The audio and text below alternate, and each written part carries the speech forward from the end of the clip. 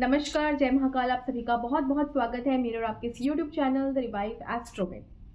कई बार आपने गौर किया है, जब भी आपने घर खरीदने का सोचा होगा तो वहाँ पर आपके इमोशंस अटैच हो जाते हैं, वहाँ पर आपकी ज़िंदगी भर की हार्ड अर्न मनी इन्वॉल्व हो जाती है। तो ऐसे में बहुत इंपॉर्टेंट हो जाता है कि उसका डिसीजन वास्तु के अकॉर्डिंग ले, क्योंकि वास्तु यहाँ पर 100% जुड़ी हुई है। वास्तु के अकॉर्डिंग घर नहीं लेने से और वास्तु के अप्रोप्रिएट घर नहीं होने से बहुत ज़्यादा एक पॉसिबिलिटी बन जाती है कि उस घर में रहने वाले लोगों के ऊपर उसका एक नेगेटिव इम्पैक्ट पड़ सकता है और ये चीज़ें धीरे धीरे आगे दिखने लगती हैं। एकदम से नहीं आती, बहुत सारी चीज़ें असर दिखाने में कुछ साल भी लग जाते हैं। तो बहुत ज़रूरी होता है वास्तु के अकॉर्डिंग चीज़ों को समझना और उसको फॉलो करना। लेकिन आज मैं आपको बताने वाली हूँ 10 ऐसी इंपॉर्टेंट बातें जो आपको पता होनी चाहिए आपके घर को बुक करने के पहले, ताकि आपका घर सुरक्षित हो और आपके अकॉर्डिंग हो, वास्तु के अकॉर्डिंग हो, ताकि आपको उसका फल 100% मिल पाए। नमस्कार आप सभी को, मैं हूँ एस्ट्रो वास्तु कंसल्टेंट संचिता घोष। आज मैं आपको बताने वाली हूँ ऐसे 10 टिप्स। तो बने रहिए मेरे साथ इस पूरे वीडियो में आखिरी तक, ताकि आप कोई भी पॉइंट मिस ना कर जाए। तो सबसे पहली जो इम्पोर्टेंट पॉइंट है वो है एनर्जी का चेक करना। आप चाहे फ्लैट ले रहे हो, आप चाहे ज़मीन से जुड़ा हुआ घर ले रहे हो, दोनों ही केसेस में एनर्जी चेक करना बहुत इंपॉर्टेंट है। घर की अपनी खुद की एक एनर्जी होती है। आप भले उसमें पहले घर बना रहे हो, लेकिन बहुत ज़्यादा पॉसिबिलिटी है कई 100 साल पहले उस ज़मीन पे पहले भी घर बना हुआ होगा, लोग रहते होंगे। उस ज़मीन के नीचे भी बहुत सारी चीज़ें जब भी रह सकती हैं। और साथ में अगर आप फ्लैट ले रहे हैं तो वो भी जिस ज़मीन के ऊपर खड़ा होने वाला है उस ज़मीन का भी एनर्जी बहुत ज़्यादा इंपॉर्टेंस रखता है आपके फ्लैट के लिए। तो सबसे पहले एनर्जी चेक करवाएं। अब एनर्जी चेक करने का सिस्टम ये है कि अगर आप स्पिरिचुअली कनेक्टेड हैं ऊपर वाले से, आप में इंट्यूशन पावर बड़ी स्ट्रॉन्ग है, आपको टेक्निक पता है, तो आप वहाँ बैठ के फील कर सकते हैं वहाँ की एनर्जी कैसी है। आपको बैठने से पता चल जाएगा कि वहाँ की एनर्जी, या फिर उसकी मिट्टी जब आप छुएंगे आपको पता चल जाएगा कि वहाँ की एनर्जी कैसी है।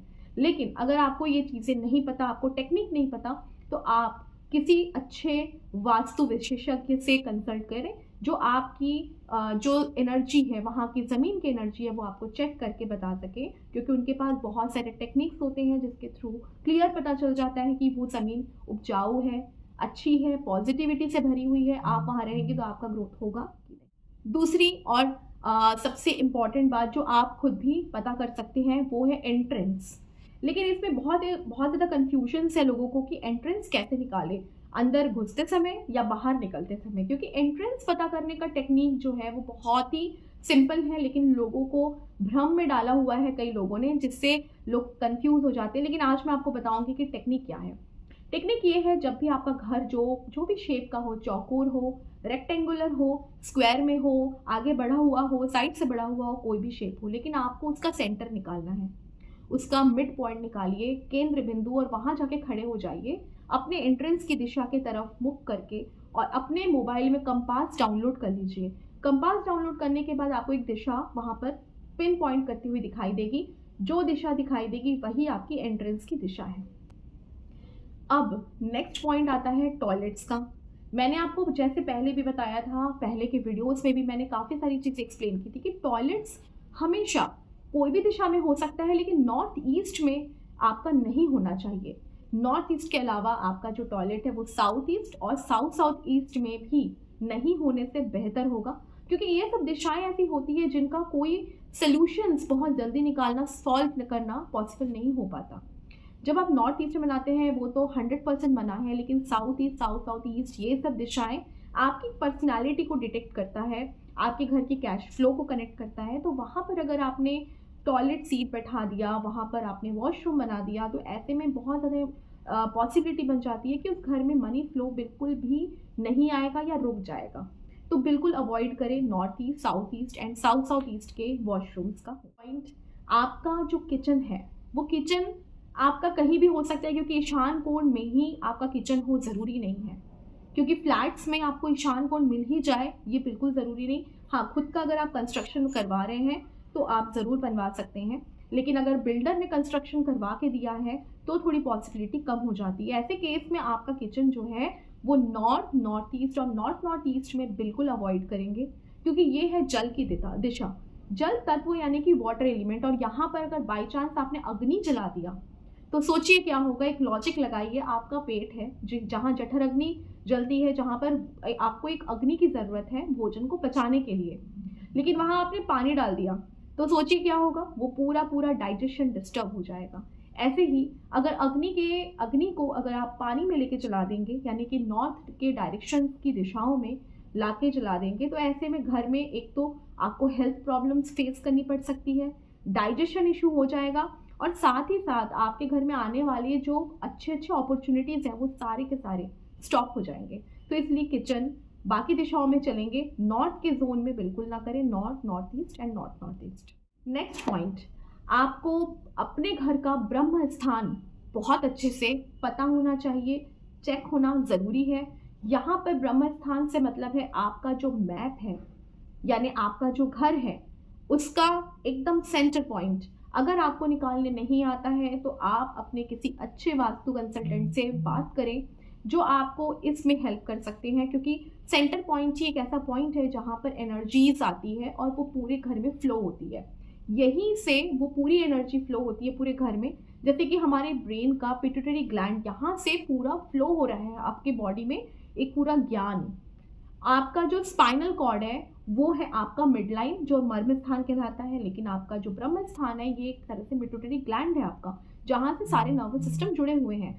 अब ये पॉइंट में अगर आपने कोई पिलर बना दिया, वॉशरूम बना दिया, ये आता है डिजास्टर पॉइंट्स में। तो यहाँ पर ब्रह्म स्थान बिल्कुल खुला रहना चाहिए, खाली रहना चाहिए। कोई भी बीम, कोई भी किसी भी तरीके की दीवारें या फिर कोई भी रूम का ऐसा कोई पोर्शन जहाँ पर आपका वेट रखा हुआ है इस जगह में, वो ना आए। टॉयलेट्स तो बिल्कुल ना आए इस जगह। बाद नेक्स्ट पॉइंट आता है शेप का।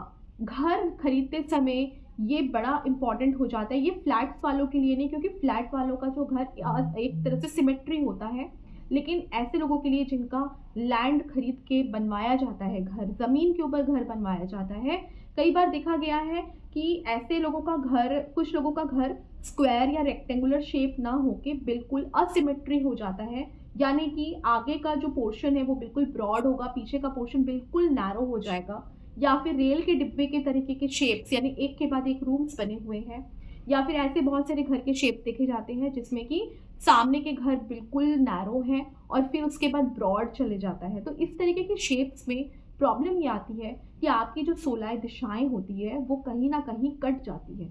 16 दिशाओं में अगर मेन दिशाएं कट जाए तो आप सोचिए उस घर का क्या हाल होगा। उस घर में जो दिशा पूरी कट रही है उस दिशा का पूरा एट्रीब्यूट जीरो हो सकता है, जिससे आपको उस घर में बिल्कुल बहुत सारे सीवियर इश्यूज डेवलप हो सकते हैं, डिप्रेशन आ सकती है उस घर में, अकस्मात मृत्यु के योग तक आ सकते हैं। तो बहुत सारी चीज़ें हैं जो शेप के ऊपर भी डिपेंड करती हैं। तो सबसे ध्यान रखने योग्य बात है वो है घर खरीदते समय जिससे आप घर खरीद रहे हैं ओनर के बारे में पता करना।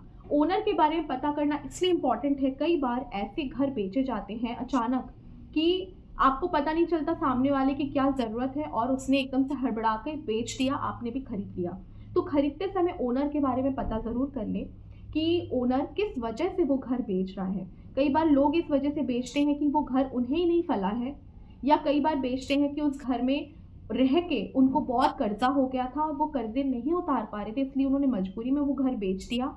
या कई बार ऐसा होता है कि उस घर में रह के उनके घर के बाकी सदस्यों की बहुत सारी हेल्थ इशू या मृत्यु हो गई या फिर जॉब चला गया। तो ऐसे जो सॉरोफुल इवेंट्स होते हैं, इसके बाद अगर कोई इस घर को बेचता है मजबूरी में, तो वो घर आपके लिए भी बिग नो है। ऐसे घर को खरीदने से बिल्कुल बचना चाहिए। जो बहुत ज़्यादा इम्पॉर्टेंट और बहुत ज़्यादा ध्यान रखने योग्य बात है वो ये है कि आपको घर खरीदने से पहले अपना और अपने साथ आपकी वाइफ का, या अगर आप सेल्फ एप्लीकेंट है, वन ओनली एप्लीकेंट है, तो आपका ज़रूरी हो जाता है, नहीं तो आपकी वाइफ भी अगर इन्वॉल्व है जिनका नाम आपको एप्लीकेंट में डालना है, उसका भी कुंडली ज़रूर चेक करवाएं कि 4th हाउस एक्टिवेटेड है या नहीं, क्योंकि 4th हाउस इन्वॉल्व होता है घर खरीदने के लिए, घर का परचेजिंग या सेल आउट करना। लेकिन अगर 4th हाउस एक्टिवेटेड नहीं है तो आप इस घर को नहीं खरीद पाओगे या कहीं ना कहीं बातें फंस जाएगी। 4th हाउस में अगर कोई बेनिफिक प्लैनेट्स बैठे हुए हैं तो आपके लिए फलेगा। अगर यहाँ पर केतु टाइप के कोई भी ऐसे प्लैनेट्स बैठे हुए हैं जो कि यहाँ पर प्रॉब्लम्स दे सकते हैं, तो उन पर्सन के नाम पे खरीदने से हम बिल्कुल मना करते हैं। ऐसे लोगों को घर नहीं खरीदना चाहिए, बल्कि अपने के जगह दूसरे किसी के नाम पे, अपने सोलमेट जो उनकी आपकी वाइफ हो या हस्बैंड हो, उनके नाम पे घर खरीदना चाहिए। तो घर खरीदने के पहले घर खरीदने वाले का नाम भी पता होना बहुत इंपॉर्टेंट है कि किसके नाम पे वो घर खरीदना है। And last but not least, सबसे इंपॉर्टेंट बात कि घर का जो नंबर है, ये चीज़ें आप फ्लैट में ज़रूर कर सकते हैं, क्योंकि फ्लैट एक तरह की बनी हुई रहती है, तो फ्लैट्स का नंबर बहुत इंपॉर्टेंट रहता है।